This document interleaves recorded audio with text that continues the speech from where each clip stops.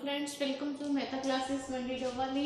Last के lecture में हमने बाल्यावस्था की थी। आज हम अपनी जो नेक्स्ट स्टेज है डेवलपमेंट की वो करने जा रहे हैं, जिसका नाम है किशोरावस्था, एडोलसेंस, और जिसकी एज रहती है 12 to 18 और 19 ईयर्स।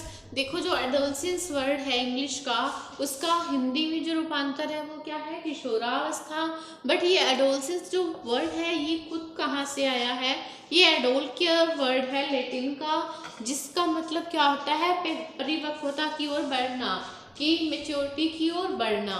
ठीक है, तो हमें इस वर्ड की जो ओरिजिन है वो पता चला कि जो एडोलसेंस वर्ड है वो एक वर्ड था लैटिन का, क्या, एडोल्स्केयर, जिसका मतलब क्या था, परिपक्वता की ओर बढ़ना। यहाँ से इस शब्द की क्या हुई, स्टार्टिंग हुई। सबसे ज्यादा इम्पोर्टेंट स्टेज जो हमारी है वो किशोरावस्था है। सबसे ज्यादा डेफिनेशंस इसमें पाई जाएंगी। जितनी भी हमने अभी तक 3 स्टेजेस कर लिए हैं, 3 स्टेजेस में सबसे ज्यादा जो मटेरियल है समझने वाला, पढ़ने वाला, सब जो है हमें इस स्टेज में पढ़ने को मिलेगा। तो सबसे पहले हम किशोरावस्था की बात करें तो हम इसको ये भी कह सकते हैं। देखो, हमने बाल्यावस्था को क्या है, 2 स्टेजेस में बांटा था। कौन कौन से? पूर्व बाल्यावस्था और उत्तर बाल्यावस्था। बट जो किशोरावस्था है हम उसको 3 ट्रेडिशनल पीरियड में बांटेंगे। कौन कौन से? प्रारंभिक किशोरावस्था, मध्य किशोरावस्था और उत्तरा। प्रारंभिक किशोरावस्था, मध्य किशोरावस्था और उत्तर किशोरावस्था। 12 to 14, 14 to 16, 16 to 18 और 19। ठीक है, नोट कर लो ये।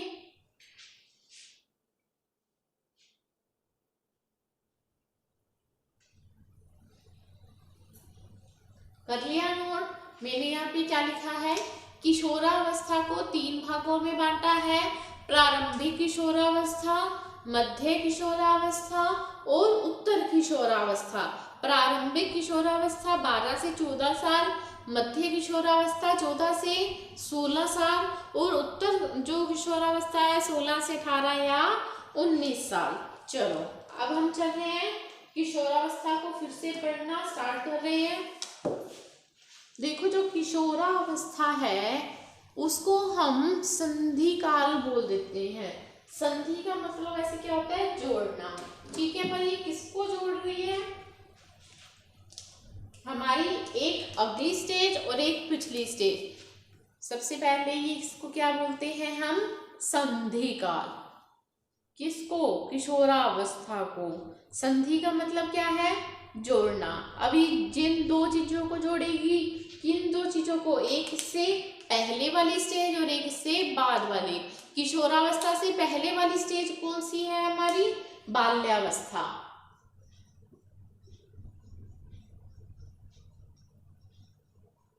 और नेक्स्ट कौन सी है इसकी, प्रौढ़ावस्था। इन 2 अवस्थाओं को जोड़ने का काम करती है, इसलिए इसको बोला जाता है संधि काल, ट्रेडिशनल पीरियड। ट्रेडिशनल नहीं, ट्रांजिशनल पीरियड, ट्रांजिशनल पीरियड।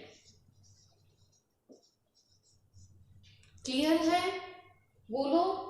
ठीक है, संधि काल है किसका, बाल्यावस्था और प्रौढ़ावस्था का। इंग्लिश में हम इसे बोल देते हैं ट्रांजिशनल पीरियड। चलो, अब हम हर अवस्था के, जब हम स्टार्ट करते हैं हर स्टेज को, तब हम उसकी क्या करते हैं, डेफिनेशंस करते हैं। अब इसकी डेफिनेशन स्टार्ट कर रहे हैं। मैंने पहले ही आपको बता दिया कि किशोरावस्था क्या है, थोड़ी सी वास्ट है, थोड़ी सी लेंथी है, तो इसकी जो डेफिनेशंस हैं वो भी क्या होंगी, इसमें ज्यादा होंगी। तो हम चल रहे हैं इसकी पहली डेफिनेशन की ओर, जो दी है स्टेनहोल ने। वेरी वेरी इंपॉर्टेंट है ये डेफिनेशन, क्योंकि आपको किसी ना किसी पेपर में मिल ही जाएगी।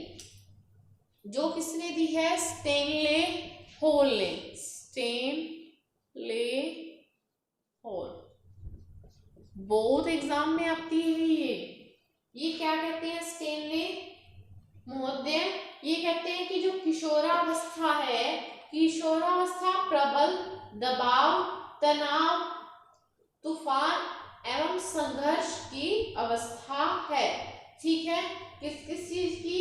दबाव, तनाव, तूफान, संघर्ष और विरोध। 5 चीजें इन्होंने बोली हैं। कौन कौन सी? पहली दबाव, दबाव, तनाव, तूफान, संघर्ष एवं विरोध की अवस्था है। कौन कहता है ये सब? Stanley hall. एचटेट में आया हुआ है ये क्वेश्चन कि किसने जो है किशोरावस्था को तनाव, तूफान एवं संघर्ष की अवस्था कहा है? तो किसने कही है ये? स्टेनले हॉल ने। फिर से कह रही हूँ कि इस जो डेफिनेशन को आप चाहो तो स्टार्ट लगा लो, ये बहुत ही ज्यादा इंपॉर्टेंट है। नेक्स्ट जो डेफिनेशन है वो वैलेंटाइन महोदय ने दी है। नेक्स्ट जो डेफिनेशन है वो किसने दी है? वैलेंटाइन महोदय ने। ये कहते हैं कि जो किशोरावस्था है वो अपराध प्रवृत्ति के बढ़ने का नाजुक समय है। अपराध प्रवृत्ति के बढ़ने का नाजुक समय है। कि कहते हैं ना कि ये वो उम्र है, या तो कहानी आर होगी या पार। जो बनना है बच्चे ने इसी उम्र में बन जाएगा, या तो वो अपराध प्रवृत्ति की ओर बढ़ जाएगा, गलत रास्ते पर चल पड़ेगा, या वो कुछ ना कुछ बन के आपको दिखाएगा। तो ये किसने कहा था हमें? वैलेंटाइन महोदय ने। और फिर एरिक्सन महोदय क्या कहते हैं? थर्ड वन कौन है? एरिक्सन। ये कहते हैं कि ये शैशवावस्था की पुनरावृत्ति है।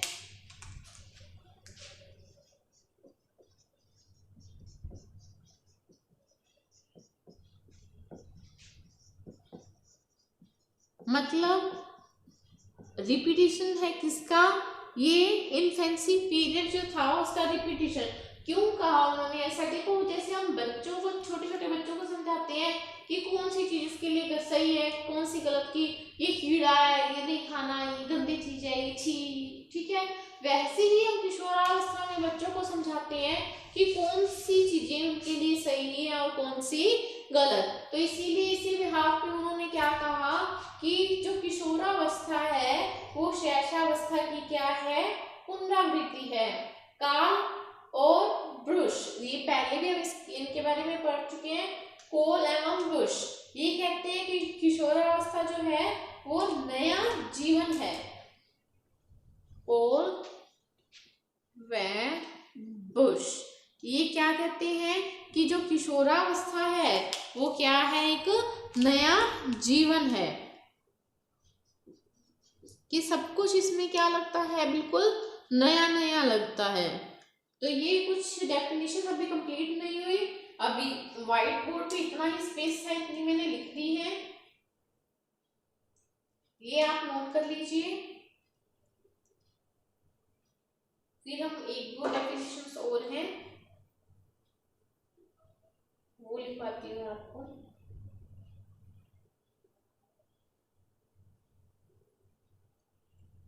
ठीक है, नेक्स्ट जो डेफिनेशन दी है आईजेक ने दी है।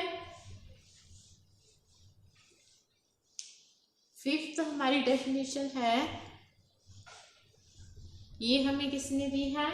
आईजेक ने दी है। ये महोदय कहते हैं वह संधि के बाद की वह अवस्था जिसमें व्यक्ति में आत्म उत्तरदायित्व की स्थापना होती है। आईजेक महोदय हमारी फिफ्थ डेफिनेशन है, आईजेक ने दी है। ये क्या कहते हैं महोदय? ये कहते हैं कि इसमें इस उम्र में क्या है? आत्म सेल्फ रिस्पॉन्सिबिलिटी, आत्म उत्तरदायित्व की स्थापना होती है। जब हम क्या होते हैं? सेल्फ रिस्पॉन्सिबल होते हैं, किसी चीज के लिए खुद जिम्मेवार होते हैं। किलपैट्रिक महोदय 6th डेफिनेशन है, किलपैट्रिक ने कही है, ये महोदय कहते हैं कि जो किशोरावस्था है वो जीवन का सबसे कठिन काल है, सबसे मुश्किल टाइम है, जीवन का सबसे कठिन काल। किसने कहा है ये हमें? किलपैट्रिक महोदय ने। एक डेफिनेशन और करेंगे बस हम। 7th जो है ये क्रो एंड क्रो ने दी है, क्रो एंड क्रो। ये महोदय कहते हैं वर्तमान की शक्ति और भारी आशा का प्रस्तुतिकरण, वर्तमान की शक्ति और भारी प्रस्तुतिकरण का समय। तो यहाँ पे हमने कुछ डेफिनेशंस की है, किसकी? किशोरावस्था की, एडोलसेंस की। तो ये डेफिनेशन जो है आपको इतनी सी याद होनी चाहिए, क्योंकि एक आती जो है डेफिनेशन 1 नंबर में पूछ ली जाती है। जो जो मुझे इम्पोर्टेंट लगी थी वो मैंने आपको बता दी, ठीक है। अब यहाँ पे हम कर रहे हैं कुछ तो क्या सिर्फ 2 या 3 ही सिद्धांत होंगे। 1 नंबर में जो है वो पूछ लिया जाता है किशोरावस्था के सिद्धांत।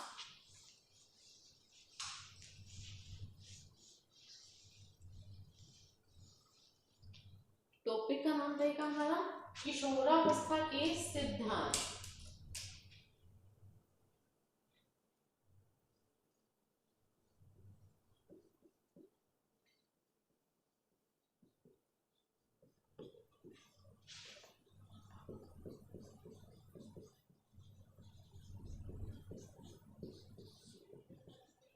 जो सबसे पहला सिद्धांत है जिसका नाम है त्वरित विकास का सिद्धांत। पहला जो सिद्धांत है जिसका नाम है त्वरित विकास का सिद्धांत। इस सिद्धांत के प्रतिपादक कौन है? Stanley hall. स्टेनले हॉल कब दिया था उन्होंने सिद्धांत? 1904 में। कब दिया था? 1904 में, जब उन्होंने अपनी बुक लिखी थी। कौन सी? एडोलसेंस के नाम से ही उन्होंने एक बुक लिखी थी।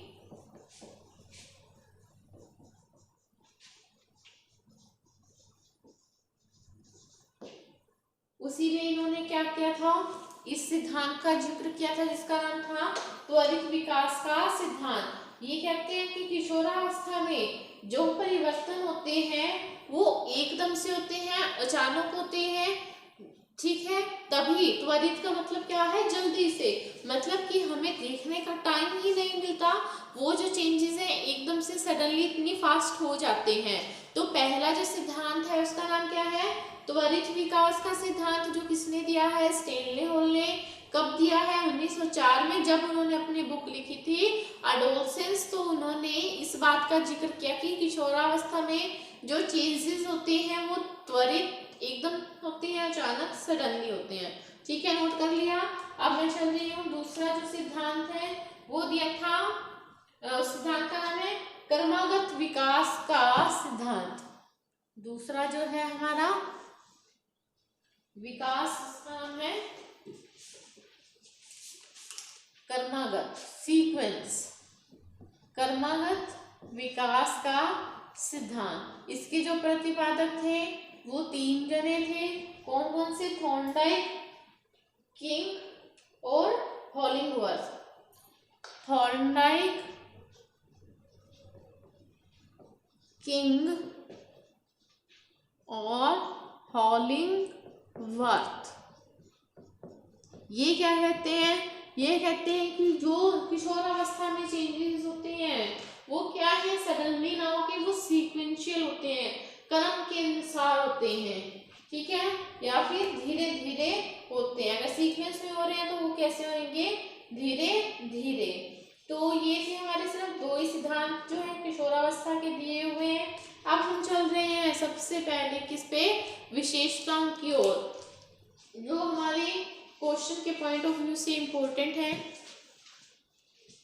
किशोरावस्था की विशेषताएं, characteristics of adolescence.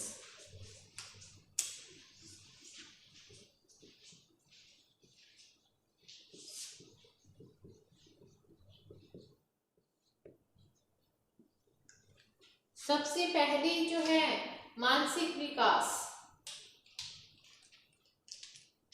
Mental development. देखो किशोरावस्था में जो बच्चे का मानसिक विकास है वो इस हद तक हो चुका होता है कि वो जो राजनीति है, ठीक है, उन चीजों में भी क्या है, इंटरेस्ट लेने लग जाता है कि कौन हमारा नेता है, किस नेता किसको क्या बात जो है अच्छी लगी, किस नेता किसको कौन सी बात बुरी लगी। सामाजिक, आर्थिक, नैतिक सभी तरह के विकास क्या है इसमें पूर्ण रूप से हो जाते हैं। इवन कि वो क्या है, इतना मतलब बच्चा जो है वो डेवलप हो जाता है कि जो अंतरराष्ट्रीय समस्याएं होती हैं वो उन पे भी डिस्कस करने लग जाता है। अब देखो, और किशोरावस्था में क्या है, बच्चा इतना तो कैपेबल है कि मतलब समझ में उसको आ सकता है कि अपने पेरेंट्स या अपने टीचर से क्वेश्चन पूछता है कि ये चीज हमारे भारत में इतनी गरीबी है जबकि दूसरे देशों में इतनी गरीबी नहीं है, क्यों, क्या, कैसे, क्विज में पार्टिसिपेट करेगा।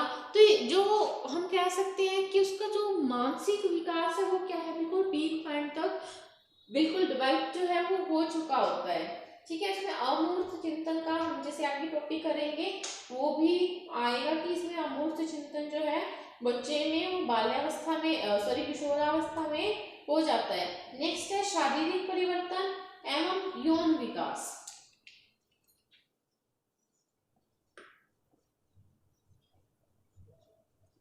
शारीरिक परिवर्तन एवं यौन विकास।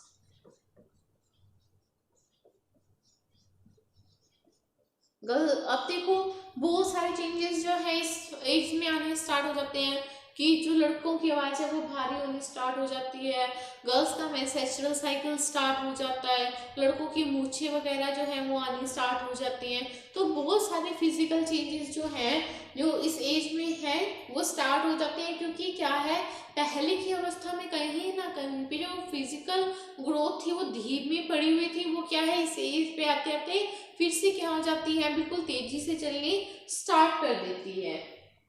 नेक्स्ट है हमारी समवयस्क समूह बनाना और स्थायी मित्रता।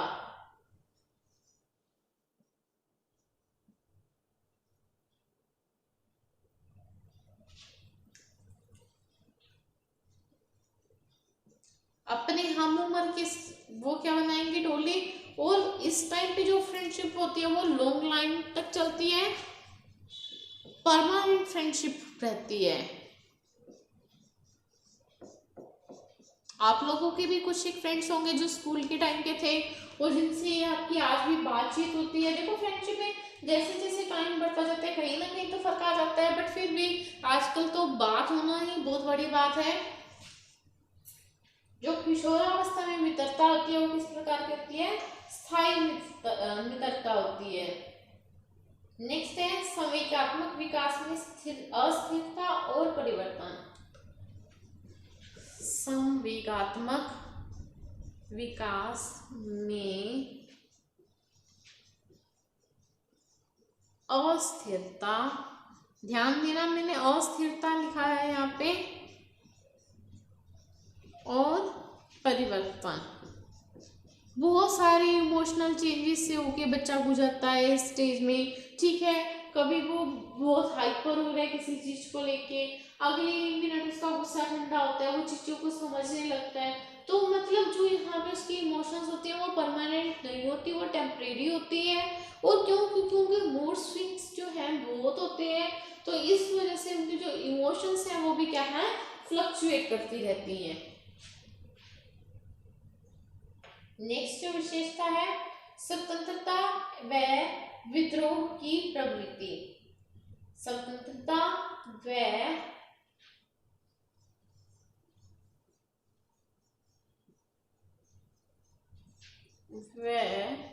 विद्रोह की प्रवृत्ति। देखो इस उम्र में क्या है, बच्चों को सबसे ज्यादा क्या चाहिए होती है, फ्रीडम चाहिए होती है। कि पेरेंट्स को उनके ऐसे प्रेशर देने के बजाय कि आपको क्या है इतने अच्छे मार्क्स आने चाहिए या कुछ, वो इस एज में क्या है, फ्रीडम चाहते हैं कि बस हम सही है, हम जो कर रहे हैं वो सही है। और अगर कोई बात गलत लगती है तो वो उसके अगेंस्ट जाने के लिए भी बिल्कुल रेडी रहते हैं। वो कहते हैं कि यार हमें बिल्कुल क्या दो, फ्रीडम दो, अदरवाइज वो क्या चले जाएंगे, आपके अगेंस्ट चले जाएंगे, आपके विरुद्ध हो जाएंगे। ठीक है, तो ये सारी नोट कर ली। अब हम क्या है, नेक्स्ट चलेंगे, नेक्स्ट की ओर।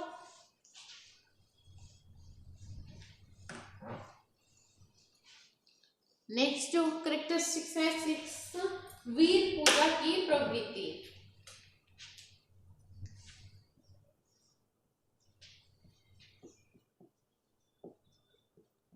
कि किसी एक पर्सन को आइडल मान के वो उसकी क्या करने लगते हैं, पूजा करने लगते हैं। जैसे कोई क्रिकेट लवर है तो उसके रूम में देखना आप सचिन तेंदुलकर की, धोनी की आपको बड़ी बड़ी फोटोज लगी मिलेंगी। कोई मतलब देशभक्त है तो उसमें जो शहीद भगत सिंह की आपको फोटो मिलेंगी, वो उनकी पूजा करेंगे, उनको आइडल मानेंगे। उनकी जो उनके जो रास्ते हैं, ठीक है, उन पे चलने की वो कोशिश करेंगे, उनको कॉपी करने की कोशिश करेंगे। 7th कैरेक्टरिस्टिक्स जो है हमारी, व्यवसाय का चुनाव। क्योंकि इस एज में क्या है, बच्चा जैसे 10th क्लास में है तो वो अपनी आगे की जो लाइफ है वो डिसाइड कर लेता है कि मैंने नॉन मेडिकल लेनी है, मैंने इंजीनियर बनना है, मैंने मेडिकल लेनी है, मैंने कॉमर्स लेनी है, या मैंने आर्ट्स विद मैथ्स। अपने आगे का जो लाइफ का करियर है बच्चा वो क्या है, इस स्टेज पे है उसका चूज कर लेता है, सिलेक्शन जो है कर लेता है। नेक्स्ट पॉइंट है हमारा अपराध प्रवृत्ति का विकास। ये तो हम वैसे कर ही चुके हैं कि बच्चे ने क्या है, अपराध प्रवृत्ति का विकास। गुस्से गुस्से में कई बार क्या है, बच्चे एक ऐसा कदम उठा लेते हैं जो उनकी पूरी जिंदगी को क्या है इफेक्ट कर लेते हैं। जैसे सपोज कि किसी की क्या है 10th में या 12th में मार्क्स कम आए, उसने सुसाइड करने की कोशिश की, बट उस बाय चांस या बाय लक वो क्या है अनसक्सेसफुल रह जाता है। बट वो कहीं ना कहीं पे क्या है उसकी लाइफ को इफेक्ट कर जाता है। ठीक है, या उसने गुस्से गुस्से में क्या है कि कई बार कुछ ऐसे क्राइम हो जाते हैं, बच्चा वो करना नहीं चाहता बट गुस्से में वो हो जाते हैं। तो इस उम्र में क्या है, बच्चा बात की सेंसिटिविटी को ना समझते हुए क्या है अपने गुस्से को काबू नहीं रख पाने के कारण कुछ ऐसे काम कर देता है जो क्या होते हैं, अपराध प्रवृत्ति को जन्म देते हैं। ठीक है, नेक्स्ट जो हमारी कैरेक्टरिस्टिक्स है वो है, ये हम कर ही चुके हैं, संवेगात्मक विकास में अस्थिरता और परिवर्तन। ठीक है, और नेक्स्ट जो हमारी रहेगी दल भक्ति की अवस्था।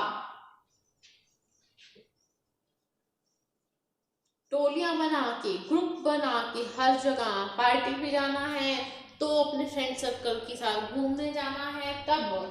ठीक है, नेक्स्ट जो कैरेक्टरिस्टिक्स है कल्पनाशीलता व दिवास्वप्न, बहुत इंपॉर्टेंट है ये।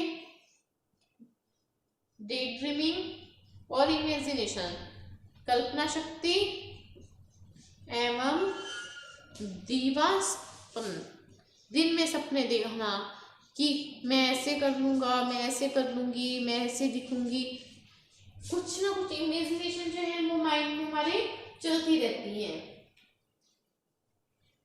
ठीक है, मिटो दो इसको। नेक्स्ट जो है 11th हमारी कैरेक्टरिस्टिक्स, वो है सामाजिक स्वीकृति की अवस्था।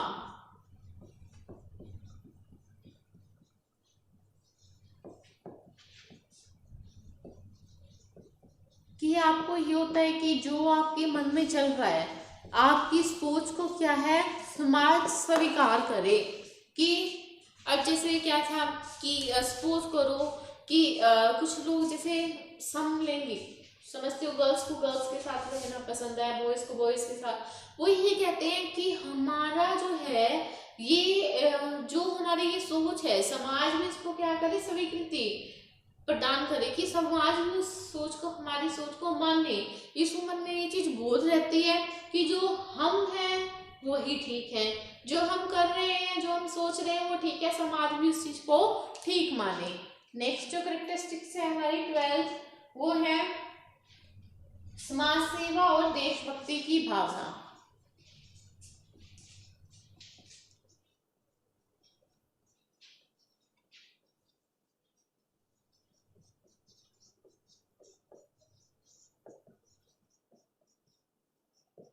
ठीक है, कुछ बच्चे क्या है, टोली बना के अपने फ्रेंड सर्कल में कुछ एक ऐसे करना, जैसे कुछ सामाजिक हमारी जो बुराइयां होती हैं उन पे कोई रोल करना, या अपने देश के प्रति कुछ मेजर चेंज जो लाने की हिम्मत रखना। कि कचरा है अगर कहीं पे, तो क्या है, एक अपना फ्रेंड सर्कल बनाएंगे, वहां पे पोस्टर लगाने, चार्ट बनाने, पेंटिंग्स करने की, या कूड़ा मत फेंको, ये सब चीजें, मतलब समाज में परिवर्तन लाने की कोशिश। नेक्स्ट जो है कामुकता सर्वाधिक। इस एज में क्या है, हम अपोजिट जेंडर की तरफ ज्यादा अट्रैक्ट होते हैं। ठीक है, क्योंकि हमारे में जो हार्मोनल चेंज होते हैं। नेक्स्ट जो है जीवन दर्शन का निर्माण।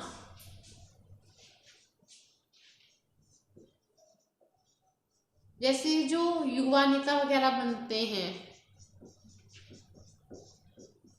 कुछ जो बच्चे हैं बहुत जल्दी ही इन चीजों में इन्वॉल्व हो जाते हैं, और बड़े करके वो यही डिसाइड कर देते हैं कि हमने जैसे कि कल को कोई स्कूल में जाएंगे या कॉलेज में जाएंगे, हमें वहाँ का लीडर बनना है, जो इलेक्शंस होते हैं वहाँ पे हमें पार्टिसिपेट करना है। तो ये सारी चीजें क्या है, उनकी इसी एज में डेवलप होने स्टार्ट हो जाती हैं। नेक्स्ट है धर्म व ईश्वर के प्रति विचार।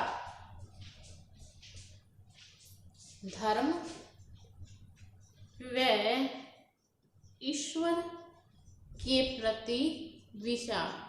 अब कई बार क्या होता है कि घर में जो लोग हैं वो किसी गुरु को मानते हैं, पर बच्चा कहता है कि नहीं, मुझे इस धर्म में जो है विश्वास नहीं है, इंटरेस्ट नहीं है, मुझे यहाँ नहीं, मुझे वहां जाना है, वहां पे ऐसा था, किसी धर्म की उसने स्टोरी देख ली, जैसे माता जी की सीरियल आते हैं, साईं बाबा की सीरियल, वो उन चीजों से इफेक्ट हो गया, और वो क्या है, उन धर्म को अपनाने की कोशिश करता है।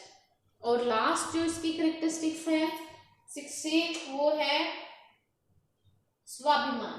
सबसे इंपॉर्टेंट है सेल्फ रिस्पेक्ट। बच्चे को क्या लगता है कि क्या मेरी कोई वैल्यू नहीं है, अगर थोड़ा सा आप उसको डांट दो, उसके मन में ये चीज झट से आ जाएगी कि मेरे को कुछ घर के समझते नहीं, मेरी कोई वैल्यू नहीं है, मैं घर छोड़ के चला जाऊंगा। इस उम्र में खुद की रिस्पेक्ट क्या है, सबसे पीक पॉइंट पे रहती है कि हाँ मुझे भी क्या है, परिवार का जो है इक्वल मेंबर माना जाना चाहिए, मेरी भी कोई वैल्यू होनी चाहिए।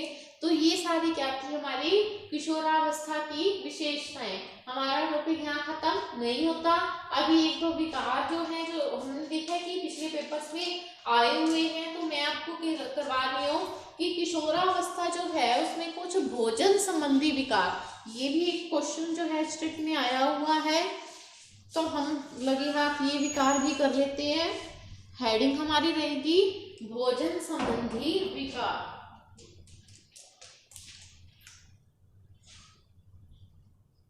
बहुत इंपॉर्टेंट है ये, आपको किसी ना किसी पेपर में आपने भी ऑब्जर्व किया होगा, ये मिलेगा। भोजन संबंधी विकार में किसमें पाए जाते हैं, किशोरावस्था में पाए जाते हैं। पहला है एनोरेक्सिया नर्वोसा, पहला है एनोरेक्सिया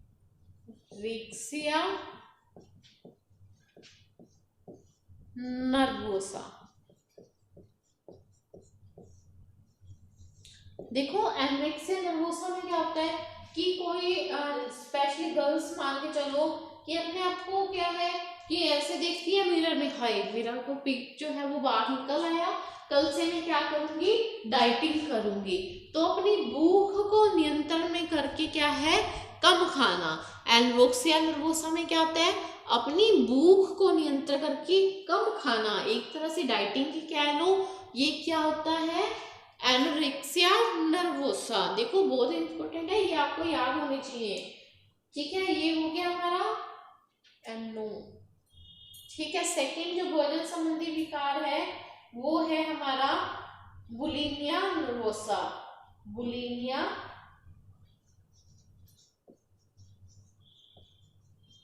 नर्वोसा।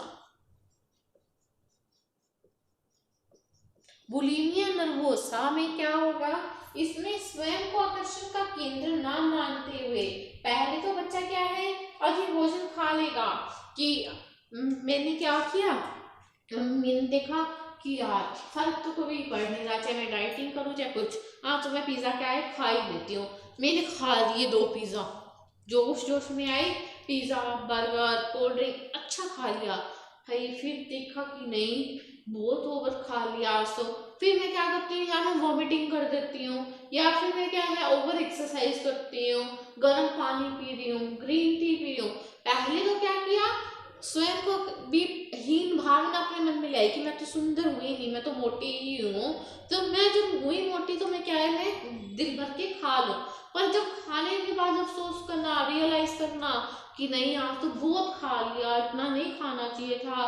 ठीक है, फिर क्या है, या तो वॉमिटिंग कर देना या फिर क्या है एक्सरसाइज करना, ये होता है हमारा बुलिमिया नर्वोसा। नेक्स्ट और जो लास्ट विकार है वो है हमारा बिंगी आहार विकार या मोटापा। बिंगी आहार विकार या मोटापा। इस वर्ड से तो हम क्या है सारे ही परिचित हैं। इसमें क्या है, भूख ना होने पर भी भोजन ग्रहण करना या जरूरत से ज्यादा भोजन ग्रहण करना और भार नियंत्रण में असमर्थता। मतलब भूख नहीं थी फिर भी आपको ऐसे लगा कि नहीं मुझे तो रात को नींद नहीं आती, मैं फिर भी क्या है रोटी खा के सोऊंगी क्योंकि खाना खाने से क्या है अच्छी नींद आ जाती है। सेकंड है कि आप अनेबल हो अपने वेट को कंट्रोल करने में, कि आप बहुत कोशिशें भी कर रहे हो बट स्टिल आपका क्या है वेट रिड्यूस नहीं हो रहा। तो ये सब क्या है हमारे भोजन संबंधी विकार है। इनमें से एक मैंने देखा है कई पेपर में आया हुआ है, स्पेशली क्या है स्टेट में, ये हरियाणा का जो टेट है उसमें ये क्वेश्चन हमें मिला है। ठीक है, तो ये हुए हमारे सारे भोजन संबंधी विकार। अब हम इसी में करेंगे कि शिक्षा का स्वरूप। अभी थोड़ा सा हमारा टॉपिक जो है वो रह गया है कि जो किशोरावस्था में शिक्षा का स्वरूप जो है वो कैसा होना चाहिए।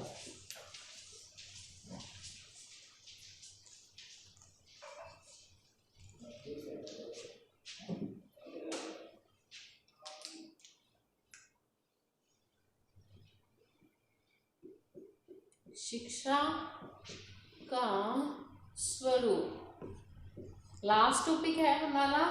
ठीक है, सबसे पहले है रचनात्मक विकास के लिए शिक्षा।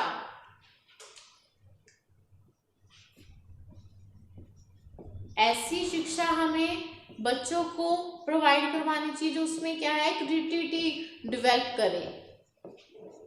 जैसे आपने कोई स्टेज होल्डिंग है, कोई अभिनय है, ऐसे कुछ खेल करवा लिया, कोई प्ले करवा लिया। ठीक है, फिर आता है उचित दिशा निर्देशन।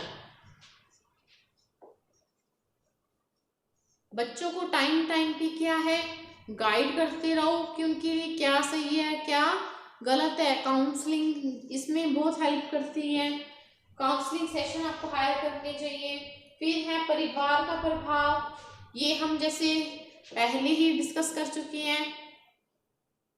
सबसे बाल्यावस्था से भी ज्यादा जो है किशोरावस्था पे जो परिवार है उसका प्रभाव सबसे ज्यादा होता है, क्योंकि परिवार में क्या है, परिवार में जब बच्चा रह रहा है किशोरावस्था में पहुंच चुका है, वो हर चीज को समझने लग गया, तो वो चीज कहते हैं ना, first impression is the last impression, कि किसी पेरेंट्स में झगड़े हो जाते हैं, पिता ने माता पे हाथ उठा दिया, तो वो चीज क्या है, उसके दिमाग पे गहरी छाप छोड़ देगी।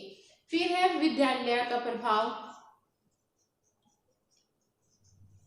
उसने देखा कि जो +2 के स्टूडेंट्स हैं वो +1 के साथ रैगिंग करते हैं, कि उनसे गलत सीधे काम करवाते हैं, तो वो चीज भी क्या है, उसके माइंड पे हमेशा हमेशा के लिए इम्पैक्ट छोड़ जाएगी। ठीक है, फिर है 5th पॉइंट, मित्र मंडली का प्रभाव। कहते हैं जैसी संगत वैसी रंगत, जैसा आपका फ्रेंड सर्कल होगा वैसे ही आपका नेचर होगा।